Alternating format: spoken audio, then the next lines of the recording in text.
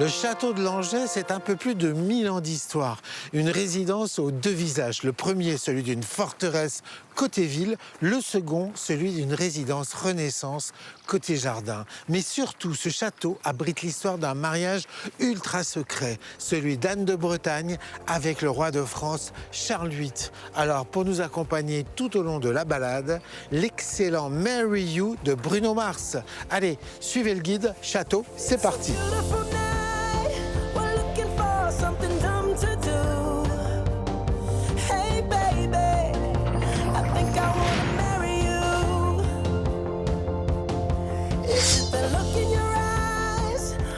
Sandrine! Sandrine! Ouvre! Oui! Sandrine, je reviens des croisades! J'ouvre! J'ai faim, j'ai froid. Incroyable. Incroyable.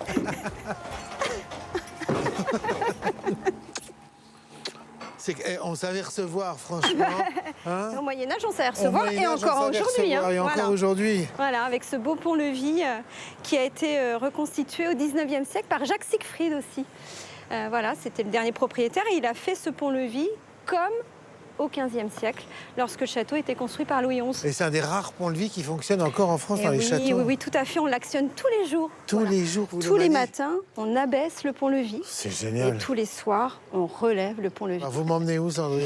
Eh bien là, je vais vous emmener dans la cour du château. C'est formidable, je vous suis.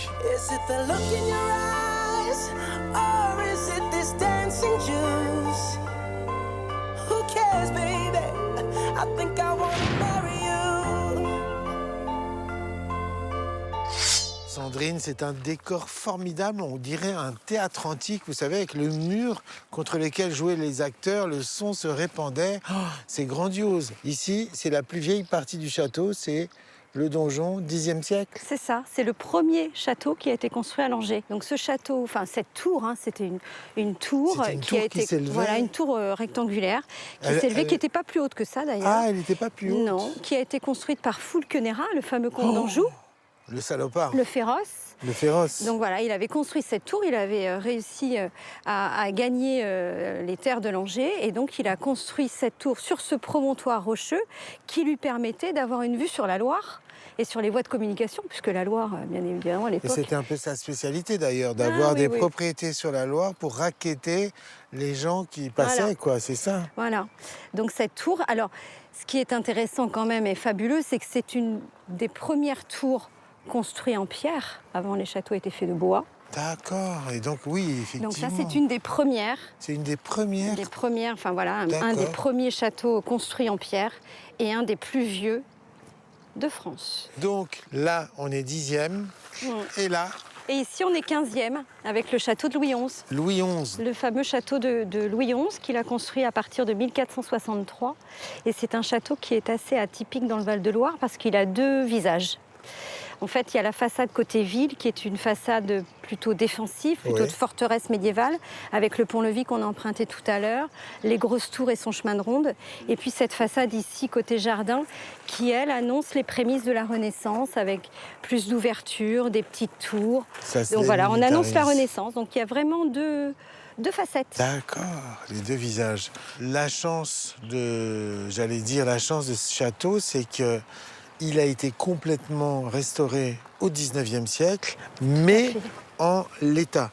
C'est-à-dire que le propriétaire a essayé de se rapprocher le plus possible de l'origine de ce château, c'est-à-dire des canons médiévaux de l'architecture et de la peinture. Tout à fait. Jacques Siegfried, c'est le dernier propriétaire. Il a acquis Langeais en 1886. Et effectivement, son souhait, c'était de redécorer le château. Il y avait rien. Donc il l'a décoré, effectivement, avec que des décors qui existaient au Moyen-Âge. Voilà, 15e et 16e siècle. Il était bien documenté, j'imagine. Oui, bien sûr. Avec les enluminures, avec les tableaux de l'époque. Voilà, il s'en est inspiré. Et puis, effectivement, il était très bien entouré, je pense, pour faire cette très belle restauration. Alors, il s'est passé un événement majeur dans ce château, un mariage secret. Un mariage secret, c'est le mariage de Charles VIII et d'Anne de Bretagne. Vous pouvez m'emmener dans la salle où ça s'est passé ? Avec plaisir. Merci beaucoup. On y va. Oh, quelle émotion. Well, I know this little chapel on the boulevard. We can go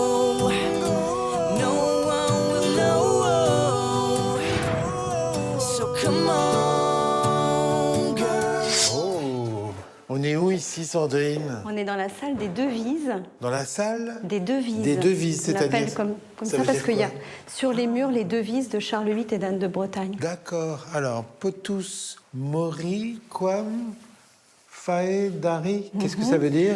Plutôt la mort que le déshonneur. Oh, elle avait... C'est la devise d'Anne de Bretagne. d'Anne de Bretagne. Et celle-ci, c'est quoi? Si Deus pro nobis, quis contia nos. Si Dieu est avec nous, qui est contre nous? Ça, C'est la devise de Charles VIII. De Charles VIII.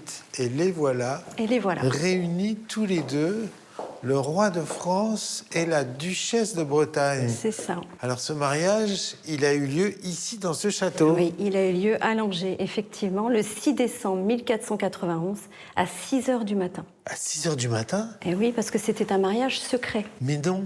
Et si. Mais pourquoi c'est un mariage secret? C'est un mariage secret parce que Charles VIII, lui, était fiancé à Marguerite d'Autriche. Mais le pire, c'est surtout Anne de Bretagne, qui, elle, était mariée par procuration à Maximilien d'Autriche, qui était, lui, le père de Marguerite d'Autriche. Enfin, c'est un petit peu compliqué. Attends. Le père de Marguerite d'Autriche était marié par procuration à Anne de Bretagne quand, à lui, Charles VIII, il est fiancé à sa fille. Ouais. Quel bazar. Quel bazar. Quel bazar. Ouais. Donc ça voulait dire qu'il y avait une volonté de se rapprocher de la cour d'Autriche, mais en réalité, si jamais l'empereur d'Autriche se marie avec Anne de Bretagne, la Bretagne appartient aux Autrichiens. C'est ça. Et ça, le roi, il peut pas supporter. Bien sûr, Maximilien d'Autriche, effectivement, s'il devenait empereur du Saint-Empire romain germanique, il encerclait la France. Donc Charles VIII, quand il a appris cela, il s'est mis un peu en colère, il a envahi la Bretagne. Il a assiégé Rennes. Et du coup, le bazar était encore plus important entre les deux pays. Et donc, ils ont décidé, d'un commun accord, de marier Anne de Bretagne à Charles VIII. Voilà.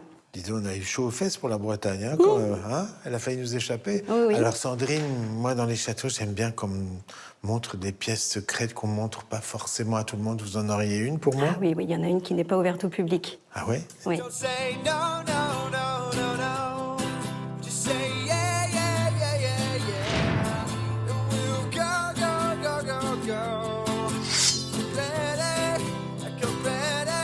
Ça sent les secrets ici. Oui, c'est la pièce secrète qui est le bureau, qui est un bureau en fait. Alors d'une personne dont les initiales figurent en fait sur le décor, sur les peintures murales ici. Alors je vois un J et un S. Voilà, est-ce que c'est ça? C'est bien ça. Il s'agit de Jacques Siegfried. Jacques Siegfried. Jacques Siegfried, qui a été propriétaire du château à la fin du 19e siècle et qui a joué un rôle extrêmement important pour le château de Langeais.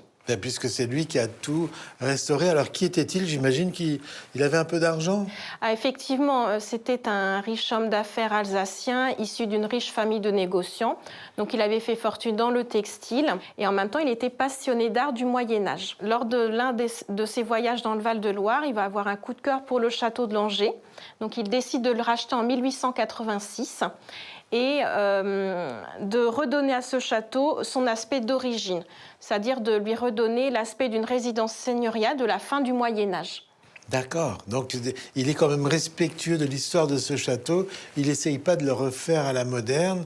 Il a envie de le restituer tel qu'il l'imaginait être au Moyen-Âge. Alors là, il va essayer de rester au plus près, fidèle à la réalité du Moyen-Âge, et non pas de faire quelque chose d'imaginaire, en fait, comme on faisait souvent à l'époque. C'est ça. Hein. Il va donc s'entourer d'érudits, de collectionneurs, et puis de l'architecte des monuments historiques de l'époque, qui est Lucien Roy, pour accomplir un travail sérieux de recherche et de reconstitution. Bravo, et c'est pour ça que ce château a tout son charme, c'est-à-dire qu'il est à la fois majestueux, hyper imposant, et en même temps d'une certaine sobriété. Alors en fait, quand on entre à l'intérieur, on s'aperçoit que ce château est très richement meublé et décoré.